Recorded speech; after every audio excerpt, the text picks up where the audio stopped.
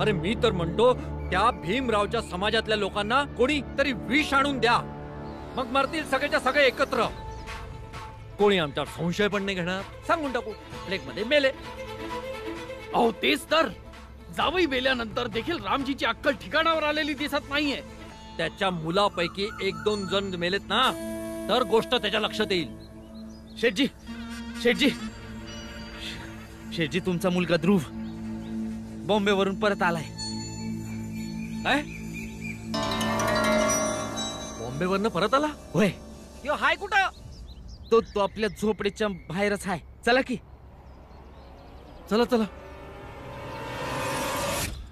बाबा. आई. अरे हे काय? आम्ही इथंच तुमच्या समध्यांसाठी जेवण बनवणार आहोत. आणि बाबा, तुम्हीच तर म्हणला होता ना की आम्ही मागून मदत करणारे सैनिक आहोत. मग आम्हाला आमची जबाबदारी कळली आहे, मग आम्ही हे समद घेऊन आलो. लय चांगलं काम केलं. हे बघा, आपण समध्यांसाठी जेवण बनवायला इथंच कुठेतरी चूल मांडू आणि समधे म्हणून जेवण बनवू. पण खरंच लय चांगलं काम केलं. रामजी भाऊ, रामजी भाऊ, ध्रुव बॉम्बेवरून परत आलाय. तू ठीक तर आहे ना? ध्रुव, ध्रुव. चला बघून येऊया. तुम्ही लोक फक्त बाळादादाला बोलवून आणा. अरे तो येईल बेटा, पण तू बॉम्बेवरनं आला कधी? बाबा, तुम्ही माझ्या जवळ नका येऊ. तुम्ही लांब राहा माझ्यापासून, लांब राहा.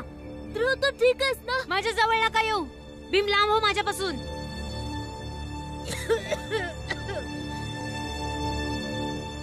भीम, मला प्लेग झालाय.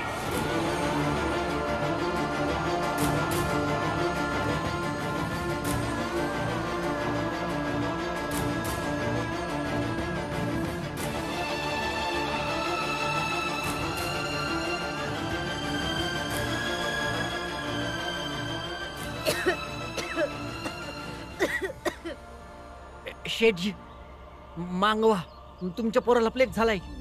बॉम्बेच्या डॉक्टरांनी सांगितलंय की आता मी जास्त वेळ जगू नाही शकत.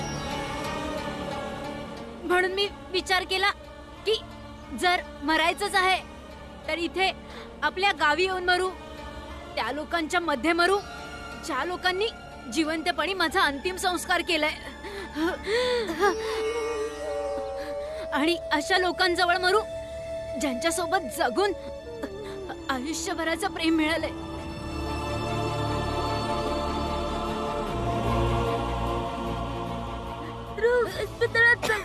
ठीक होईल. नाही भी माझ्या जवळ नको येऊ. मुंबईवरून इथवर आलो हेच खूप आहे. बस तुम्ही लोक बाळादादाला बोलवून आणा. त्याची बस एकदा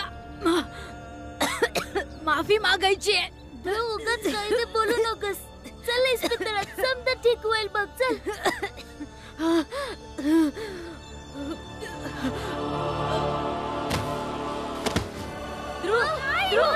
पुढे जाणार काय?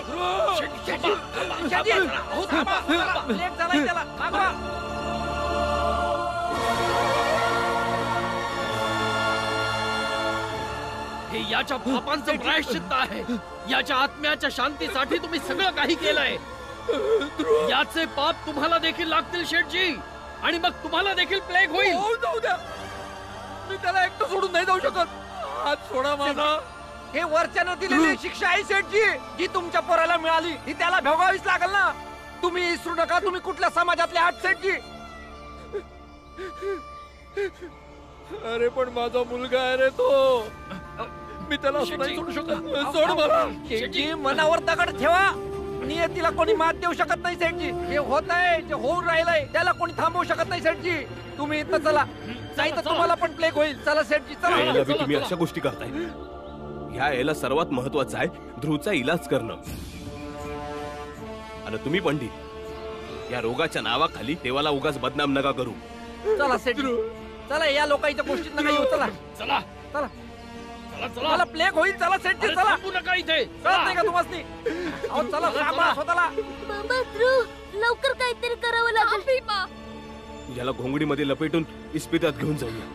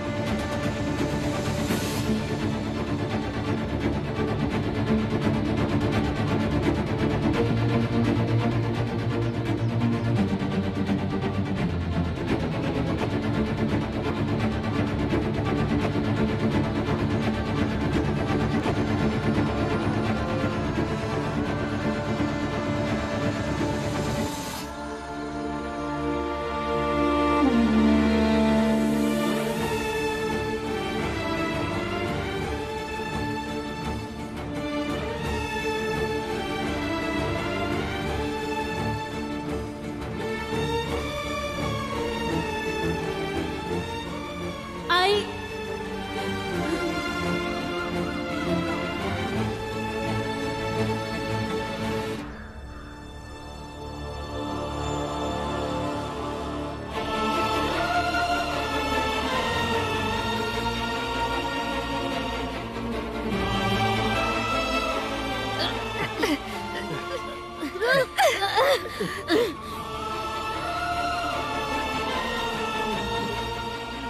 बरं झालं भीम आणि रामजी माझ्या मुलाला दवाखान्यात घेऊन जात आहेत.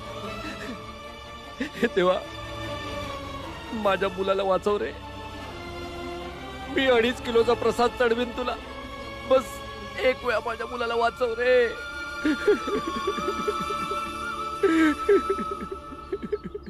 खूपच स्वार्थी माणूस आहे शेठजी तुम्ही. आपल्याच जातीतल्या लोकांना इस्पितळात जाण्यापासून अडवत राहिलात आणि भीमरावनं त्यांना समजवण्याचा प्रयत्न केला तर तुम्ही त्याच्याच माग प्लेग झालेल्या रोग्याला पळवलं. आणि आज जेव्हा तुमचा मुलगा इस्पितळात जात होता तेव्हा नाही थांबवलं. तुमच्या डोळ्यांमध्ये बघून असं वाटतंय शेठजी की आज तुम्हाला त्या गोष्टीचं समाधान आहे की आज तुमचा मुलगा इस्पितळात जातोय, त्यामुळे तो कदाचित वाचल बी. बा कुलकर्णी, ही माझी वैयक्तिक बाब आहे. ध्रुव माझा मुलगा आहे. ती गोष्ट वेगळी आहे की भीमरावने आणि रामजीने माझ्या विरुद्ध भडकवून त्याला आपल्याकडे केलं. पण मी हे पण नाही विसरू शकत की मी कुठल्या समाजात राहतो. त्याच्या विरुद्ध जाऊन मी आपला धर्म भ्रष्ट करू शकत नाही. मला समजतंय शेठजी. आणि असं समजा की तुमच्यापेक्षा बी लय समजतंय, कारण माझा सुद्धा याच जातीशी संबंध आहे. मी समजू शकतो की आपण किती कूटनीती करणारे आहे, जे आपल्या फायद्याच्या हिशोबाने गोष्टी समजवतो. कारण काटा बी आपलाच असेल आणि छापा बी आपलाच. बरं हे सोडून द्या समजा.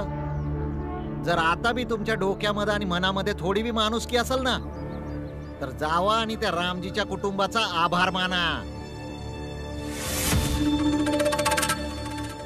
मी त्या लोकांना धन्यवाद देणार आहे.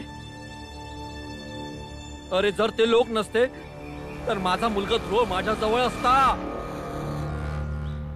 माझ्यासाठी सगळेच्या सगळे गुन्हेगार आहेत. कोणाला माफ करणार नाही मी, कोणालाच नाही. आणि तू म्हणतोयस मी त्यांना धन्यवाद देऊ? हे बघ कुलकर्णी, तुला मी बरेच वेळा समजून सांगितलंय, माझ्या समोर फालतू गोष्टी करायच्या नाहीत. कळलं ना? आता चल निघित ना.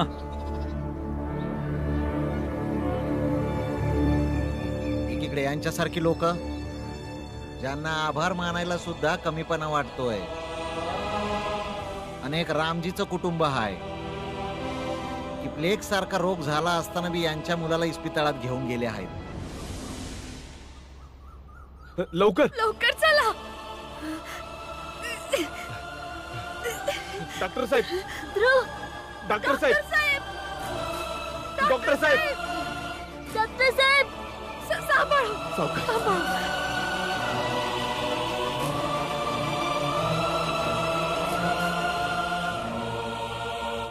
डॉक्टर साहेब, जरा ह्याला बघा. हा तुमच्याच जातीचा आहे, तुम्ही याला बघू शकता. फक्त याचा इलाज करा आणि याला बरं करा. नाही डॉक्टर, नाही. हा आमच्या जातीचा नाहीये. आधी होता, पण याच्या कर्मामुळे आम्ही याला जातीच्या बाहेर काढलं होतं. आता हा अस्पृश्य लोकांमध्ये सहभागी झालाय, म्हणून तुम्ही याला बघायचं नाही. हे लोक बघून घेतील त्याला. बघतात तर हेच लोक आहेत. आम्ही तर ह्यांना फक्त इंजेक्शन देतोय आणि स्वतःचं शुद्धीकरणही करतोय. ए बाजूला हो, चल बाजूला बाजूला ऐक. बघा डॉक्टर, आतापर्यंत जे झालं ते झालं, पण आता नाही करायचं, समजलं? इथं याचा जीव चाललाय आणि तुम्ही असं समजा बोलताय. जाऊ दे भीम, हे लोक अशाच गोष्टी करण्यासाठी बनले आहेत. मी बघतो, इंजेक्शन मी आत देतो. असं नाही होऊ शकत रामजी. हे लोक इथे असताना मी इंजेक्शन नाही देऊ शकत.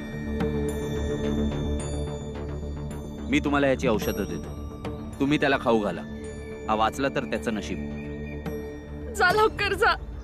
पुरंजन, खाटीची व्यवस्था कर. वय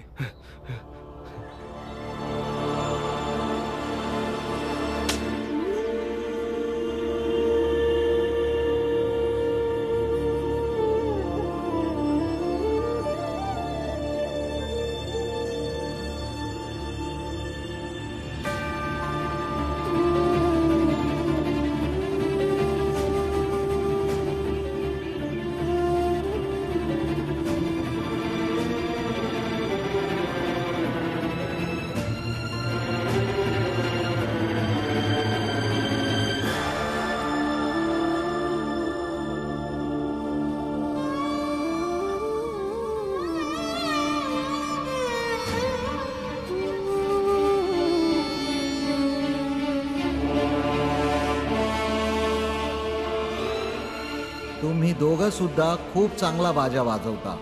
आम्ही विचार विनिमय करून असं ठरवलं आहे की आमच्या सोबत बॉम्बेला ध्रुव येईल. तुझा मोठा भाऊ बाळा ध्रुवपेक्षा खूप जास्त चांगला बाजा वाजवतो. आणि ही गोष्ट फक्त आम्हीच नाही, इंग्रज अधिकाऱ्यांना पण माहिती आहे.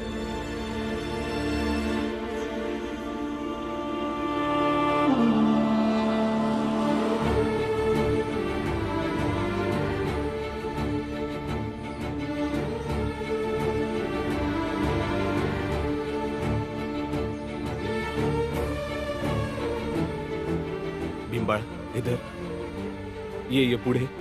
भीमाबाई, जरा पाणी आण.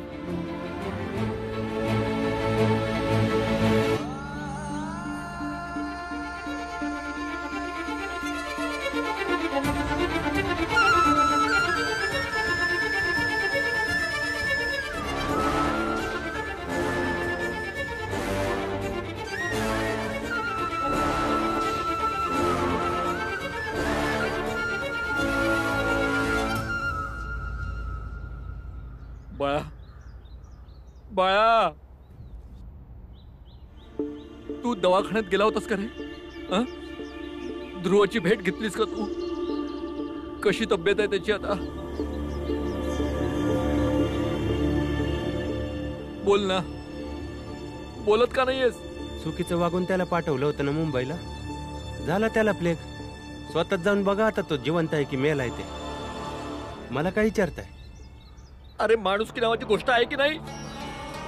तुझ्यासोबत तो बाजा वाजवत होता ना, असं कसं बोलू शकतो तू? एकत्र वाजवत होतो, पण आता तो इंग्रजांबरोबर जाऊन इंग्रजांच्या बँड मध्ये वाजवतो. ज्याला जायचं होतं तो तर इथंच थांबला. तेव्हा माणुसकी नाही दिसली. जातीचा खेळ खेळून पाठवलं ना त्याला.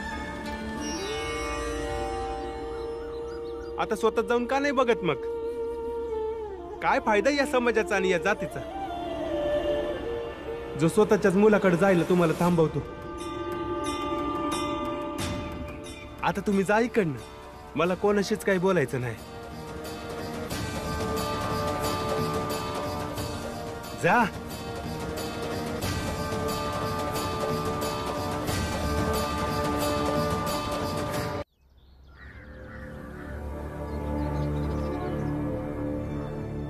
ध्रुबाळा डोळे उघड.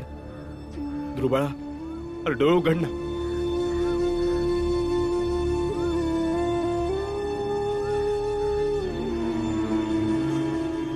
बाबा, काय झालं ध्रुवला? ठीक आहे ना ध्रुव? डॉक्टर साहेब, डॉक्टर साहेब, यो डोळं का उघडत नाही? त्याचा जीव वाचणं तर अवघड आहे रामजी.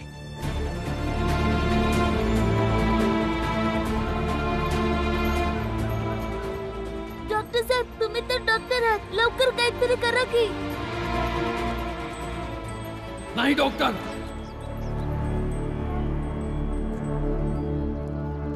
तू स्पर्श नाही करायचा त्याला. हे बघ, शेठजी पण इथे आलेत. जर हा एक बाप असून समाज आणि धर्माच्या मर्यादेसाठी सगळं काही बघू शकतो, मग तू सुद्धा सगळं फक्त बघायचं, स्पर्श करायचा नाही.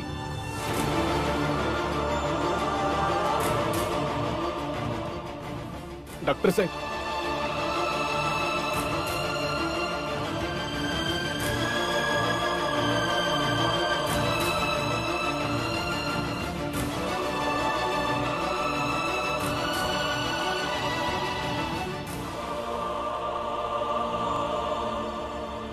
बाळादादा, तो इथे बसला वय. मला वाटतं ध्रुव नाही वाचत आता. चल ना, माफ कर आता त्याला एकदा.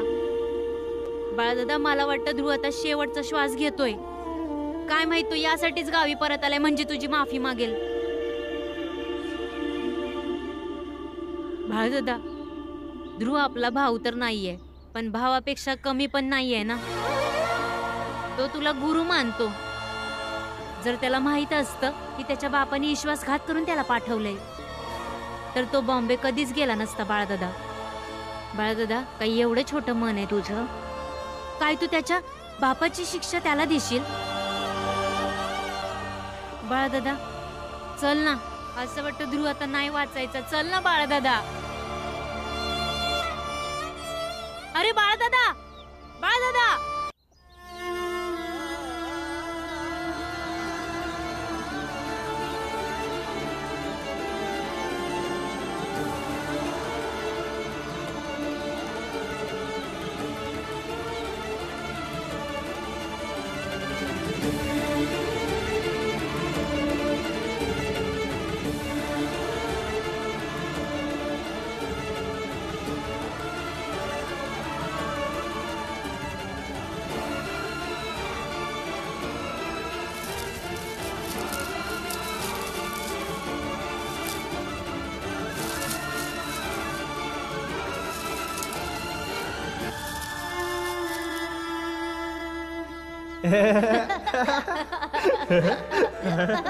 तू ना अतरंगी आहेस ध्रुव. तुझं आयुष्य एकदम वेगळंच आहे.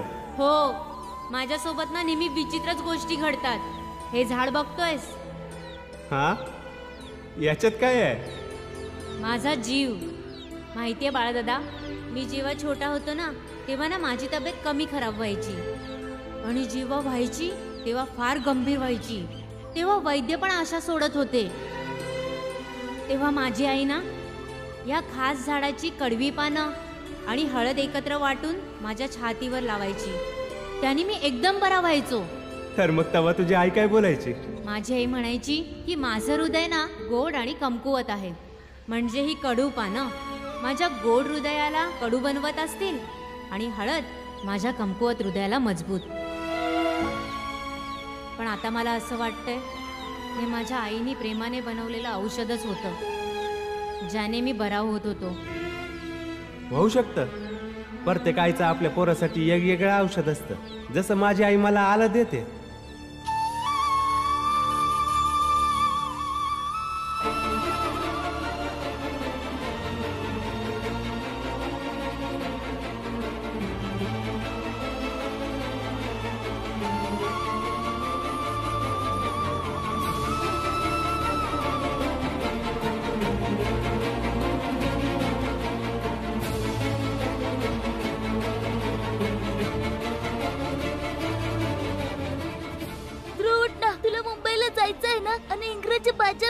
वाचवायचं आहे ना.